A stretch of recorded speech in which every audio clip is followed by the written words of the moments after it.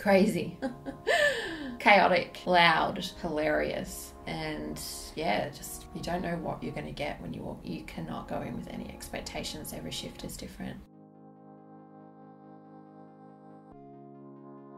Trigger warning. Listener discretion advised. Some people may find this content confronting. Nursing and ambulance staff are subjected to high levels of physical and verbal abuse. In 1999, the Australian Institute of Criminology ranked the healthcare industry as the most violent workplace in the country. The impact of these violent incidents are deep and far-reaching. Symptoms of these traumas can manifest as depression, post-traumatic stress disorder, drug and alcohol abuse, and even chronic pain. So who looks after those who are looking after us? And how does their mental health suffer from their choice of profession? Jenna and Amber investigate.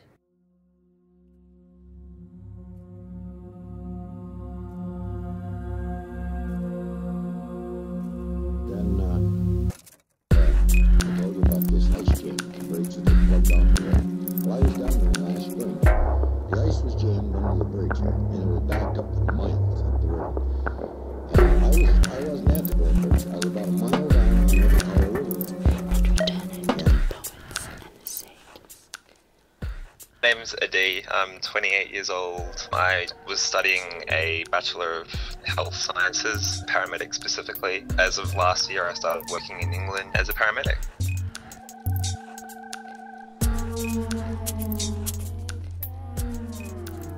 My name is Erin. I am a registered nurse working in an acute psychiatry ward, and I'm about 18 months into the profession. So I'd been working with the elderly and I'd been doing surgical nursing for a couple of years. I felt it wasn't as fulfilling, so I decided pretty last minute actually that I wanted to go with my gut instinct. I hadn't worked with acutely unwell people. Initially it was I really felt valued, but then after a while I realised that it was just like a rotating door and there wasn't really much progress being made. So once I started seeing people coming back again and again and with no ability to recover some of them, it was quite, not unfulfilling, but it was frustrating. You see sick people all day, every day basically, and that can kind of take a toll. Like you see some depressing situations or terminal patients or things like that, and I think that gets you a bit more than the blood and guts, to be honest. And then on top of that, there's like your management is not really looking out for you as like a road worker, but I think that everyone sort of empathizes with each other in that respect, which is nice. So the people that are working on road with you can sort of have your back where management doesn't. If you don't get along with the people that you are actually working alongside on a day-to-day basis, then I don't see you lasting in the job very long, to be honest. At my workplace, they have just developed a fortnightly debriefing session, bring in an outside source who's actually a mental health nurse herself. So she provides a session where we can have an open space, it's confidential, it's not related to our workplace at all, and we can talk about any issues that we have. It's very impersonal though. I think in psychiatry you really need something a bit more personal because you see very traumatic things that happen on the ward that affect the team as a whole.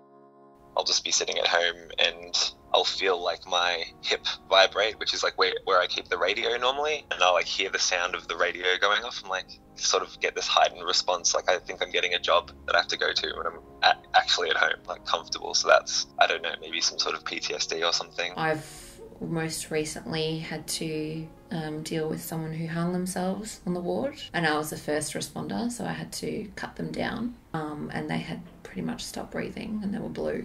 So she was probably minutes away from death. She did survive, but the experience left me quite rattled. They're the ones that you take home and you think about and you have nightmares about. It's like survival of the fittest, it seems. More cynical is like not a positive thing necessarily, but I think it's like just a coping mechanism at the end of the day. You're the responsible person in some situations. Like you'll go to a job where someone's like twice your age and hysterics, a really sobering thought when you're like, I'm the person that's supposed to be calming this down. It's like really foreign feeling. I think that's quite a normal experience though. It would be quite strange to remain overtly positive and excited every day when you're working in that kind of area. You end up having to physically hold them down and inject them with medication then how do you feel valuable then? You just feel like you're traumatizing people. In the end, it's for their own good, but they don't know that. So that's a guilt that you have to sit with and kind of process and understand. We often joke about bracing ourselves for war before a shift. It just comes with the territory, the violence and the aggression. It's unfortunate, it shouldn't. It's extremely exhausting. It really is. The patients say it's like a prison. I agree. It's like a prison. It's a locked facility. They can't get out. A very small amount of rights, but without all the security. The nurses are expected to be the security. You don't get any kind of security training. I had a patient recently who was my most rewarding project. He came into the ward, he thought that we were all a cult. In his own mind, he was in this horrible experience and he was trying to protect himself and presented as him assaulting staff. He'd cut himself open. He opened up all his own arteries in hopes that, you know, he would die because he was in such fear and pain. And he made a miraculous recovery. He received electroconvulsive therapy, which is your shock therapy. Obviously took medications. Eventually he started to become more lucid. It was amazing to watch. It was like this big transformation.